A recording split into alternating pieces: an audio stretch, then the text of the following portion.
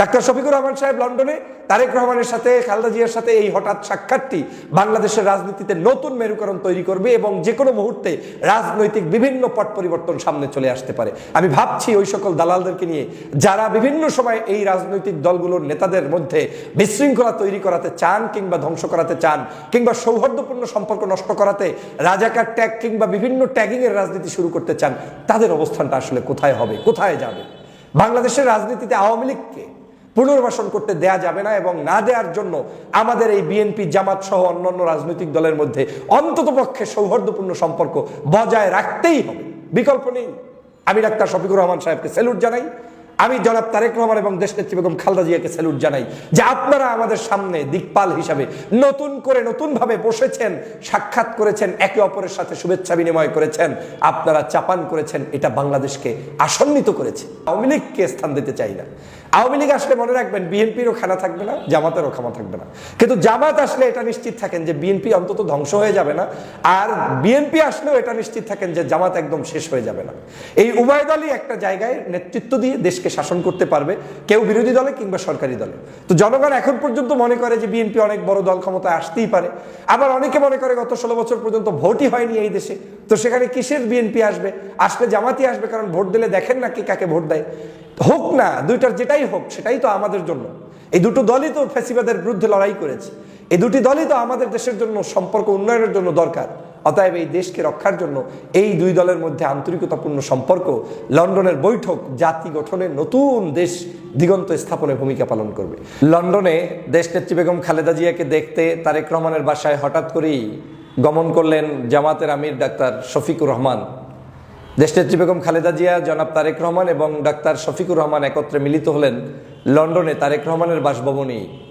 বাংলাদেশের রাজনীতিতে এই বিষয়টি এখন একটি আলোচনার বিষয়। বিভিন্ন জায়গায় এটাকে পজিটিভলি উপস্থাপন করছে বাংলাদেশের রাজনৈতিক সচেতন মানুষ সকল। আপনারা জানেন যে 5ই আগস্টের পূর্বে বাংলাদেশের রাজনীতিতে বাংলাদেশ জাতীয়তাবাদী দল বিএনপি এবং বাংলাদেশ জামাত ইসলামী সবচাইতে বেশি নিগৃহীত হয়েছে, নির্যাতনের শিকার হয়েছে, অত্যাচারের শিকার হয়েছে।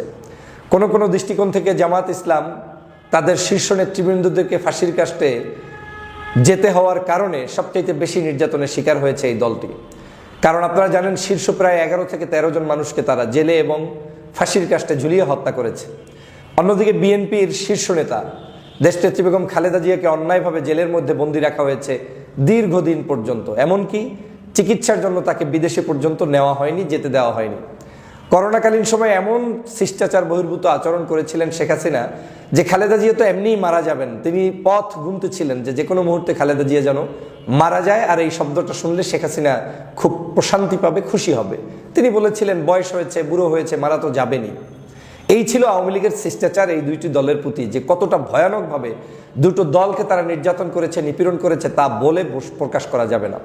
বিএনপির লক্ষ লক্ষ নেতাকর্মী কিন্তু সেই সময় মামলার আসামি ছিল, বিভিন্ন জায়গায় তাদেরকে জেলে যেতে হয়েছে। এমনকি 24-এর নির্বাচনের পরে 25,000 নেতাকর্মীকে শুধু গ্রেপ্তার করা হয়েছে এবং সেই নেতাকর্মীদের গ্রেপ্তার করা হয়েছে যে সেটা বলতে গিয়ে আওয়ামী লীগের নেতা আব্দুর রাজ্জাক সাহেবই তোপের মুখে পড়েছিলেন।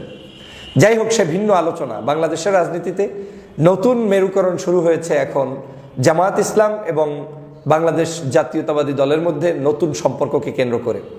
আমরা 5ই আগস্টের পরে দেখেছি যে বাংলাদেশে পরিকল্পিতভাবে এই দুটো দলের মধ্যে এক ধরনের অনৈক্য তৈরি হয়েছে এবং এই পরিকল্পনার পিছনে মূল কলকাঠি নেড়েছে পার্শ্ববর্তী দেশ ভারত এবং পার্শ্ববর্তী দেশে ভারতে লুকিয়ে থাকা শেখ হাসিনা।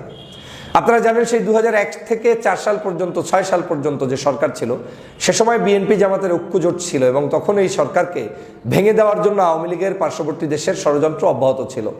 তারা কোনোদিনই চায়নি বিএনপি এবং জামাত একত্রে থাকুক। আজও 5ই আগস্টের পরে বাংলাদেশে একটি ষড়যন্ত্র শুরু হয়েছে, সেটা হচ্ছে বিএনপি জামাতের মধ্যে যে কোনো মূল্যে সম্পর্ক দূরত্ব তৈরি করতে হবে, সম্পর্ক যাতে না থাকে, সম্পর্ক যাতে ভেঙে দেয়া যায়।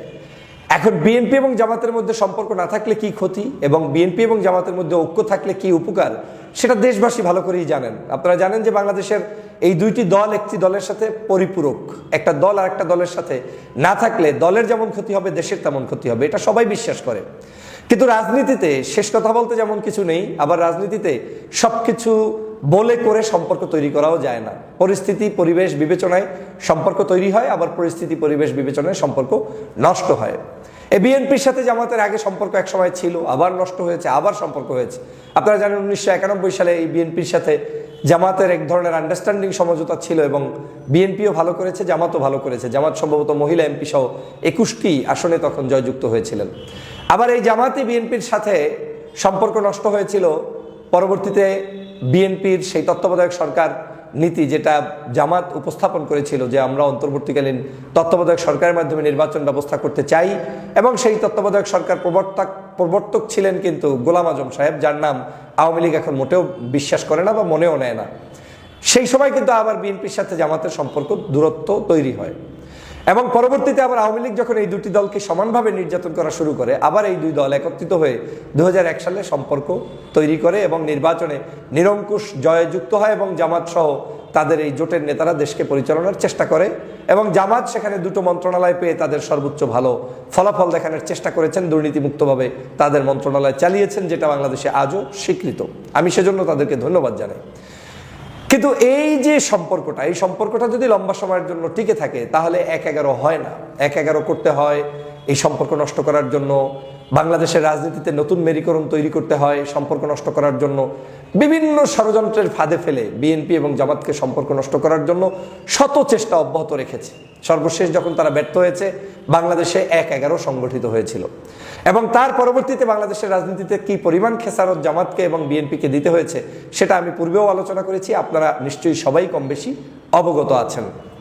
কিন্তু 5 তারিখের পরে হঠাৎ করে, 5 তারিখের আগেও যেই বিএনপি জামাতের একে অপরের সাথে ওঠা বসা ছিল, মিনিমাম কার্টিসি ছিল, একে অপরের জন্য বিবৃতি দিত, হঠাৎ করে তাদের সম্পর্কের অবনতির কারণটা কি? তারা কেন বাংলাদেশের রাজনীতিতে নতুন করে এমন পর্যায়ে সম্পর্কটা চলে গেল যে বিএনপির বহু সিনিয়র নেতারা আওয়ামী লীগের ভাষায় জামাতের নেতাদেরকে গালিগালাজ শুরু করলেন, যেমন যুদ্ধাপরাধী ইস্যুটা টেনে আনলেন, শুধু যেটা শেখ হাসিনার বানানো ইস্যু, শয়তানি ইস্যু, যেটার জন্য শেখ হাসিনার পতন হয়েছে, সেই ইস্যুটাকে নিয়ে আসলেন ফজলুর রহমান সাহেব, নিয়ে আসলেন বিএনপির চাঁপাইনবাবগঞ্জের সাবেক এমপি হারুন সাহেব। এভাবে করে তাদের বেশ কিছু নেতারা এই বক্তব্যগুলো মাঠে এনে জামাতের মধ্যে, বিএনপির মধ্যে অনৈক্যের চরম মাত্রার বীজ বপন শুরু করলেন। কেউ কেউ ডাইরেক্ট আজহারি সাহেবের বিরুদ্ধে কথা বলা শুরু করলেন, তাকে নিয়ে মন্তব্য শুরু করলেন, তার বক্তব্যকে কেন্দ্র করে বিভিন্ন মাহফিল মজলিসগুলোতে পর্যন্ত অস্থিরতা শুরু হয়ে গেল। বিএনপির বহু জায়গায় নেতারা সেখানে মাহফিলগুলোতে আওয়ামী লীগের মতো করে বাধা প্রদান শুরু করলেন, যেটা মোটেও বিএনপি নামক এত বড় একটি দলের জন্য শুভকর নয়, ভালো হয়নি। এই যে পরিস্থিতিটা গত কয়েক মাস পর্যন্ত চলতেছে, একে অপরকে বলছে জামাত তাকে চোর কিংবা দখলবাজ কিংবা টেম্পো স্ট্যান্ড দখলদারি কিংবা বাস দখলদারি বিভিন্ন নামে বেনামে ডাকছে, যেটার কিছু সত্যতাও বিভিন্ন জায়গায় রয়েছে। আবার জামাতকে এইভাবে করে যুদ্ধাপরাধী বিভিন্ন ট্যাগ লাগিয়ে রক কাটা সহ বিভিন্ন ইস্যুগুলোকে সামনে এনে কোণঠাসা করার জামাতকে চেষ্টা করছে বিএনপি।